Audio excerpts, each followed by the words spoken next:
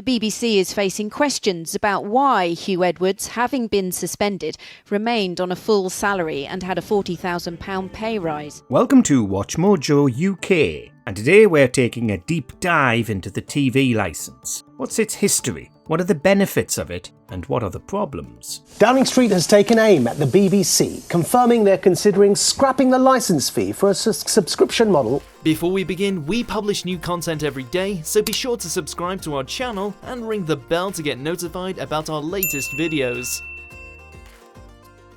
Did you know that the United Kingdom has the oldest broadcasting licensing system in the world? If not, you probably aren't surprised, since the BBC is over a century old, first established as the British Broadcasting Company in 1922. Well, let's get some more now on the age discrimination case brought by the former presenter of the BBC's Countryfile programme, Miriam O'Reilly. There are very few Brits alive in 2025 who remember a time before the BBC existed, and none alive who remember the time before the first ever broadcasting licence, which was a radio licence for listening to wirelesses introduced in 1904.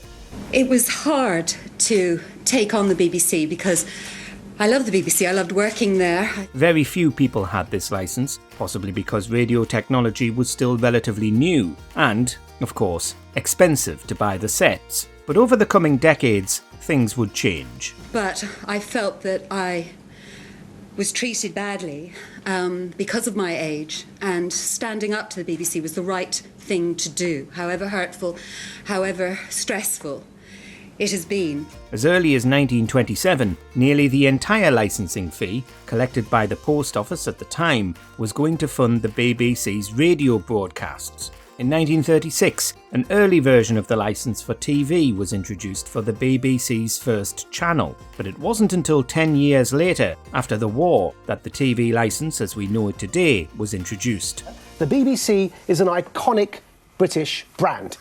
It must not, however, be held up to be infallible and untouchable. It's hardly changed since then, with the exception of becoming more expensive if you own a colour television and having prices rise with inflation. But it's become increasingly controversial in the 21st century. And the government has frozen the BBC licence fee at £159 for the next 2 years and is considering other ways to fund the corporation. The UK is far from the only country to have a TV licence. Many countries, including Ireland, Japan, South Korea, Germany and more, still have TV licences, though prices vary. But other big English-speaking countries have either abolished the licence, like Australia, New Zealand and Canada, or have never had one at all, like the US. But I just don't think that we should be forced to the point of we could face prison if we don't pay for it. Growing numbers of people oppose the TV licence in the UK now, with the numbers of licences dropping every year from 2018 onwards. Why should I have to face prosecution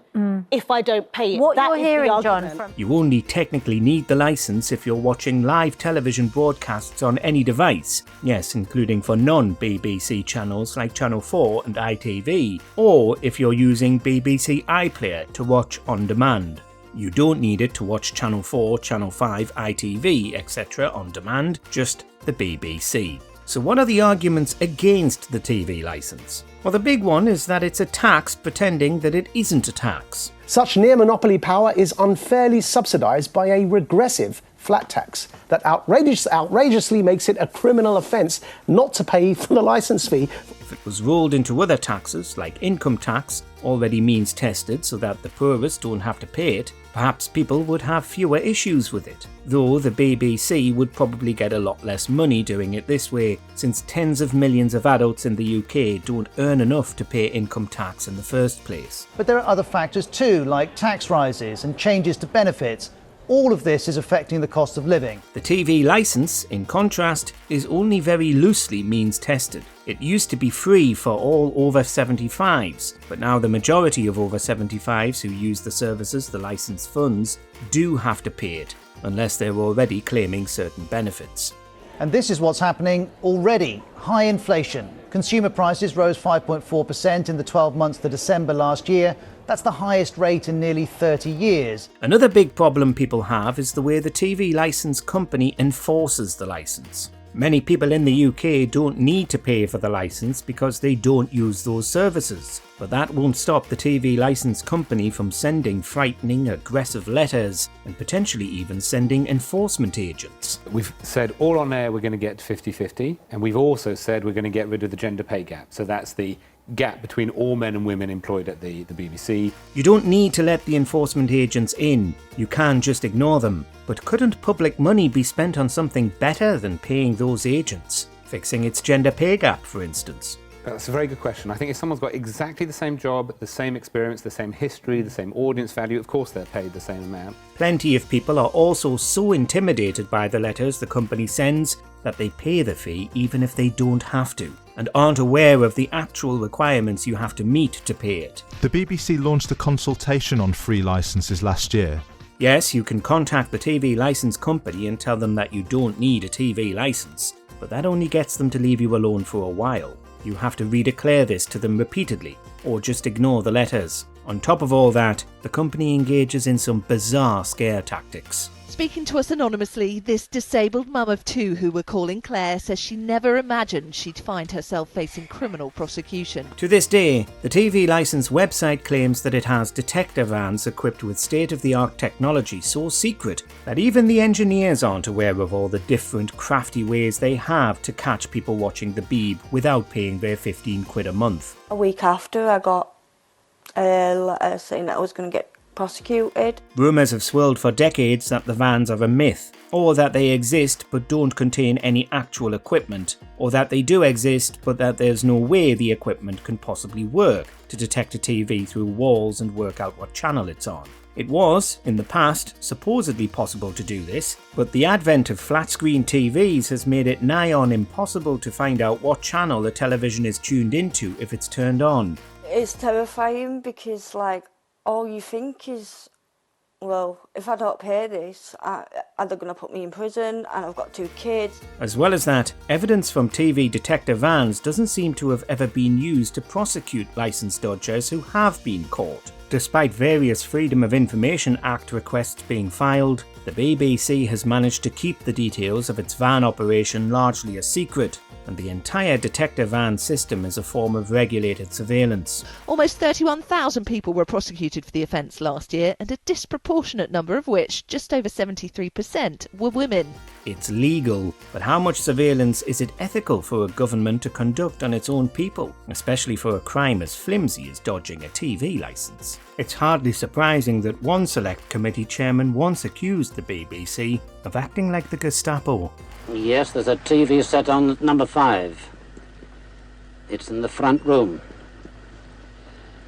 And they're watching Columbo. People have other issues too, with the BBC specifically. When did public attitude start to change about Jimmy Savile?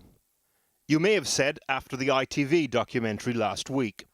You'd be wrong. Over the years, plenty of BBC stars and top broadcasters have been outed as serious criminals, Jimmy Savile and Hugh Edwards among them. People also think the BBC is politically biased, with those on the left accusing it of a right-wing bias and those on the right accusing it of a left-wing bias. But of course, a lot of people are saying that this is raising questions about the impartiality of the BBC and the way that that process works. Perhaps this means it's actually fairly neutral, since on the one hand, the BBC does often report on social issues in its newsrooms, but its controllers have historically had close ties with the Tory party. And it's not that impartial. It's not that impartial anymore. Plenty of people do want the licence fee to be scrapped. Others want the BBC to be scrapped altogether, or at the very least restructured so that they specifically don't have to pay for it. Though if you're not watching live TV or using iPlayer, you already don't have to. The chairman of the BBC being interviewed by the BBC itself, always a slightly awkward dynamic. But some people think it should be funded through an opt-in subscription fee like streaming services have, rather than the tedious opt-out process currently plagued by surveillance and threats of prosecution and fines. Others still think the BBC should, in fact, become funded by advertisers. The new TV detector vans, they're in this area now. Channel 4 is already publicly owned and advertiser funded and has been one of Blighty's most popular broadcasters for decades, so there is precedent for this. What's the BBC ever given us for 58 quid? Oh. They make excellent dramas, huh? What? But it's easy to hear the anti-BBC, anti-TV licence noise and assume everybody agrees with that. There have been many polls over the last 3 decades and all paint a roughly similar picture, that while a large number of people are in favour of changing or abolishing the licence as it currently exists, a similar number still support it, and tens of millions do pay it every month. Our BBC is the envy of the world. When you speak to broadcasters around the world, they are completely envious that we have something like this. There are lots of Brits who support the BBC and its British-centric programming, and are probably horrified by the idea that people would rather sit and watch American-owned or dominated platforms like YouTube, Amazon and Netflix all day instead of supporting homegrown British programming. The BBC is a great national asset. A diminished BBC is a weakened United Kingdom. Equally, there are Brits who watch live sports on the BBC and ITV but can't afford the outrageous prices of Sky Sports or BT Sports, with both of those services potentially costing over £100 a month altogether. Yeah, but apart from excellent drama and the wonderful natural history programmes, what have the BBC ever given us? Well, there's some jolly good cricket coverage. And golf. Athletics. And Wimbledon. And racing. Considering terrestrial TV still gets plenty of home matches, it's always going to be cheaper to pay for the TV licence than for costly subscriptions. When you start looking at all the alternatives, it's quite difficult. What about a mixed model? A great many people would undoubtedly rather have a flawed BBC than no BBC at all, and still millions of people in the UK watch the Beeb and enjoy the TV shows it makes, and don't have qualms about paying for this. So I don't see why Greg thinks it's ideological anyway to object to the fact the state is ordering people to pay a tax to watch a form of media which they may not actually watch. Sure. Yeah. What do you really think of the TV licence? Are you one of the vocal minority who refuses to pay it and doesn't need it? Or do you technically need it but just adamantly don't want to pay that money? And can you see a future without the BBC, where media is turned even more American, is something you're alright with? Let us know your true TV licence opinions in the comments. The licence fee is simply unfair, unprogressive and unsustainable. Do you agree with our picks? Check out this other recent clip from WatchMojoUK and be sure to subscribe and ring the bell to be notified about our latest videos.